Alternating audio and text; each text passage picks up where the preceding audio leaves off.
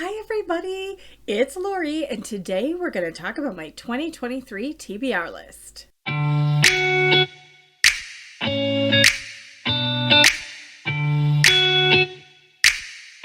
Today we're going to talk about my TBR list, and I'm being super creative today.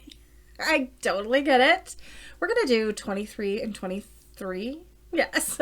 So 23 and 2023. I know there are several people that are doing that, and I think it makes sense for me. I had about that amount of books anyway.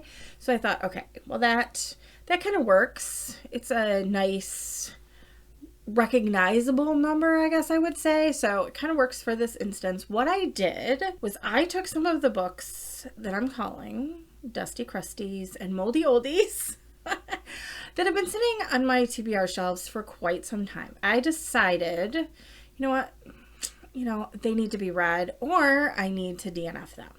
So I've decided that I'm going to put them on the 2023 reading list, TBR reading list, and we're going to see if I can get through them. I'm kind of a planner. I like to plan things out, and it's really good for me to have not necessarily a schedule, although schedule is good, but a plan. And so I have this plan in place, and I feel like this will, encourage me to read these books. I like checking things off on a list. I'm one of those people. I like to be able to say, check, check.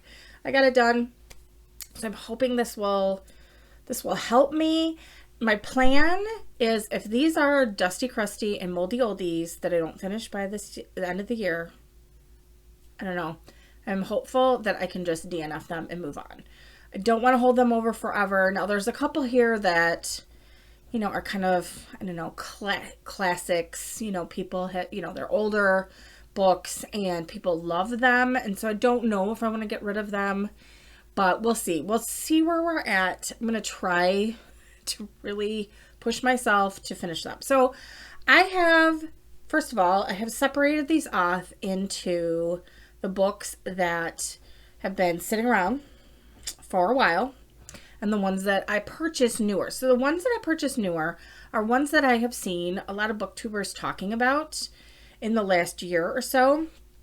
I have been watching videos as a part of getting ready for this channel, and these were popular books that I've been seeing a lot of booktubers talk about that sounded intriguing. So I didn't just pick up books that everybody was saying was the book of the year. I wanted to do books that sounded really intriguing to me and pick those up and read them. There is also one in here that is the second book in a series that I just started this year based on some recommendations from some friends of mine, and I really loved the first book, so I stuck it in there. I want to make sure I read it this year. I'm sure that I would anyway, but we stuck it in there, make a nice even number of 23 books. The first book on my Moldy Oldies list is Jojo. Is it Moyes? I don't want to butcher the names, and I probably will, and I apologize. This is the last letter from your lover.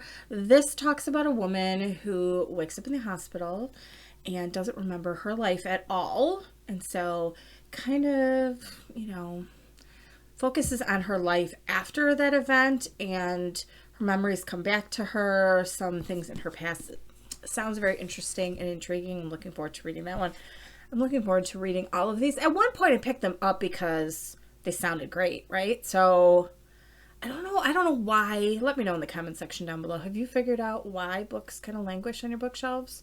I was seeing a booktuber talk about how sometimes, we pick books up and then we have such a long TBR list that they just kind of get shelved on the bookshelves, and then by the time we get to them or think about reading them again, later on, we just don't have that same excitement. So maybe trying to read some of those faster might be a good idea, because sometimes we talk ourselves out of it. I don't know. That seems to be the case for me. And it is the case with this book. So Robert Jordan, The Wheel of Time, book 1. I don't need to talk about the premise of this book. It's just, and I do love long books, so it's not about that. I think it's just, it seems intimidating to me. And part of it for me is so many people love this that I'm afraid I'm not going to love it, I guess, maybe.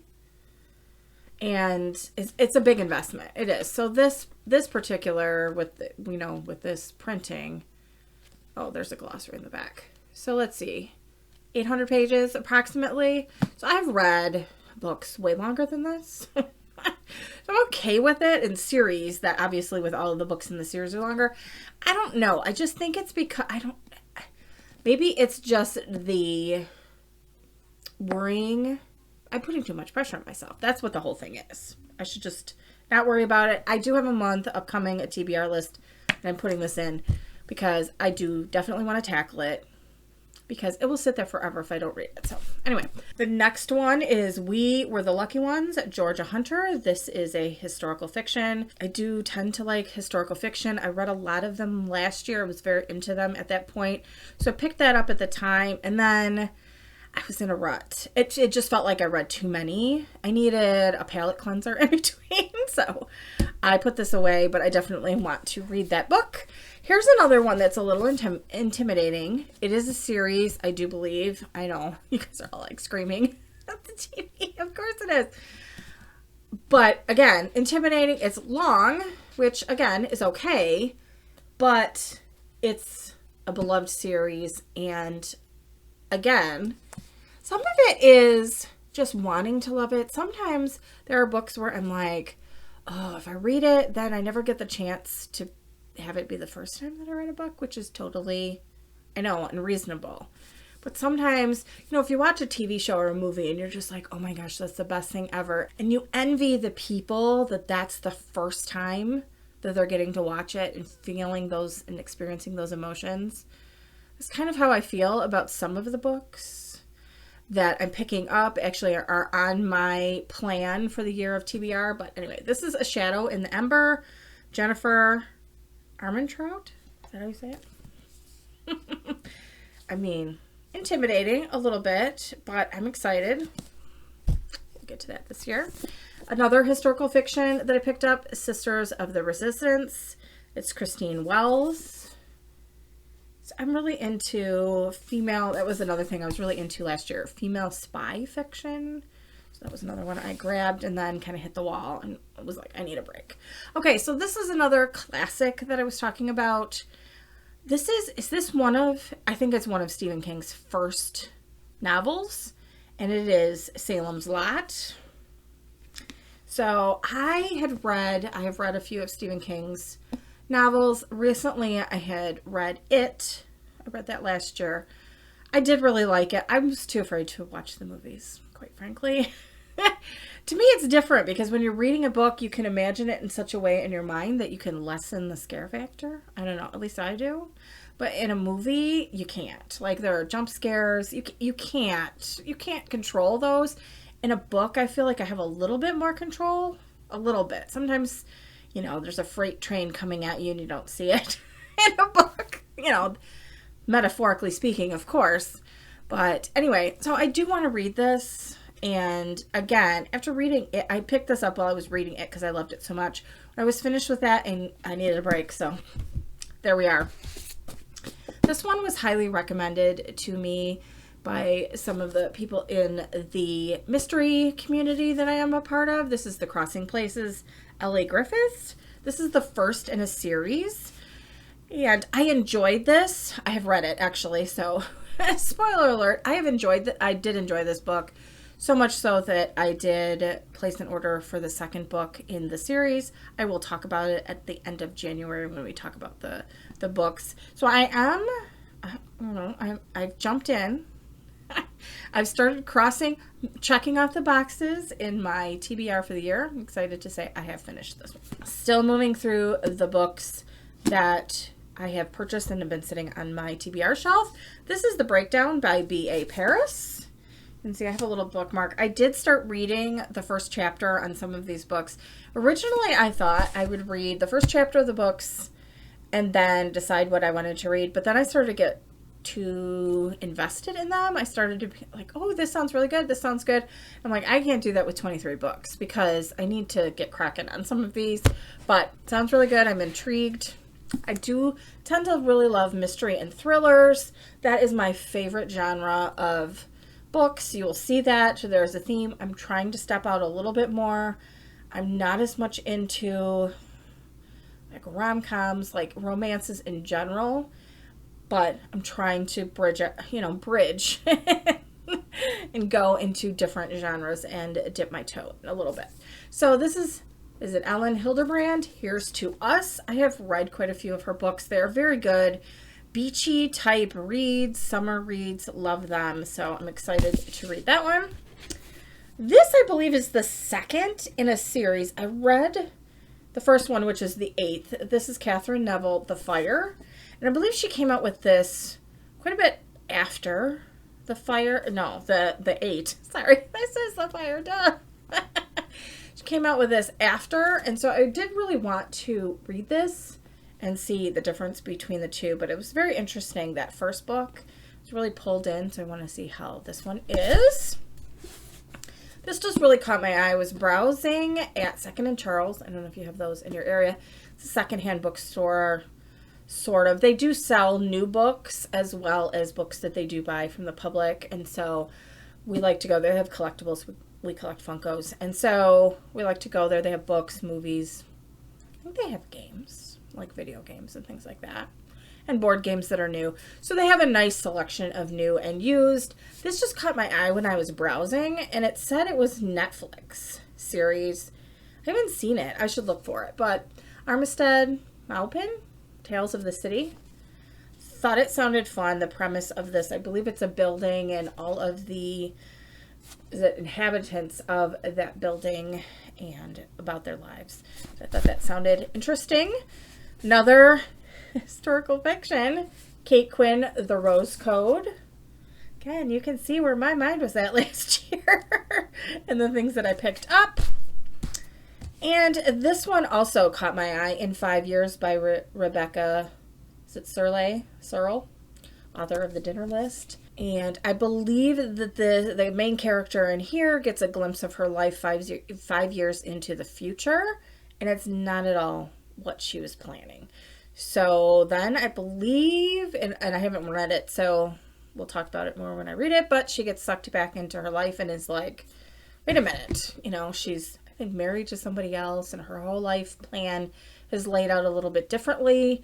And the premise of that really intrigued me. I love the movie Sliding Doors. Love that. I know it's not everybody, not everybody has probably heard of it. It's probably my favorite movie of all time. And it's just how your life can be different with one little difference or different choice or chance encounter. All of those things kind of intrigued me. So I thought that was right up my alley. And I'm excited to read that in 2023. All right, we have moved on to my stack of books that I have purchased recently, so in the last couple of months, based on booktubers.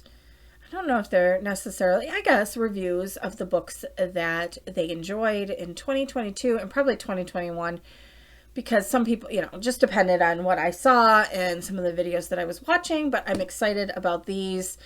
And I really want to get them read in this year because, like I said, if you let the time go by too long, then it becomes like, why did I buy this again? What was I thinking at that time? What mood was I in? So this is The Library of the Unwritten by A.J. Hackwith. We have Richard Osman, which is my current reading. This is what I'm reading currently. This is the Thursday Murder Club. Love, like I said, murder mysteries. People are calling this a cozy.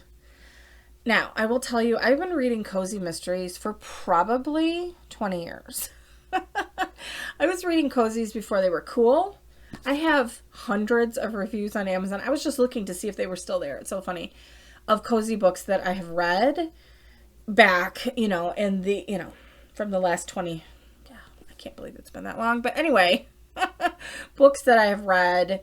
And I don't know yet if I would consider it a cozy. I don't know. We'll see. We'll see how it ends up, and then I can make a better determination. But I understand why people are saying that. But, yeah, I don't know. We'll see. All right, we have Alice Feeney. This was very highly recommended by quite a few channels. Rock, Paper, Scissors. Another one that sounded right up my alley. And my book stack is going to avalanche. Oh, well. We have The Housemaid by Freida McFadden. Ugh, this sounds so good. I'm so excited. You know, I want to read a couple of my, you know, the dusty, my dusty books that have been hanging around before I jump into all of the books that are new. But this one's really calling my name. It is Just One Damned Thing After Another, The Chronicles of St. Mary by Jodi Taylor. So intriguing. The next one is the second book in the series that I just recently started by Rachel Caine. This is Killman Creek. I believe that the author has passed away, unfortunately. I think there's 5 books in the series. If I'm not mistaken, there's 5. It was such a fast-paced thriller. And I didn't know who to trust. I know she didn't, you know, the main character did not know who to trust. Obviously, it was written that way. But I was at the edge of my seat and could not figure it out. And because I read so many thrillers and mysteries, it's hard to do that. So I'm excited to read the second one. We have The Rook. It says it's a Stars original series. I don't believe I have Stars, but we'll see if I absolutely love this. And I don't know. So this is Daniel O'Malley. We have Lock Every Door by Riley Sager. And it seems to me like, you know, Riley Sager evokes a lot of different opinions from different booktubers depending on the book. So I wanted to pick up at least one and see what I thought. We shall see. I think, do I just have the 2 left? At least the piles I do. And the last book that I have in this pile is The Inheritance Games from Jennifer Lynn Barnes.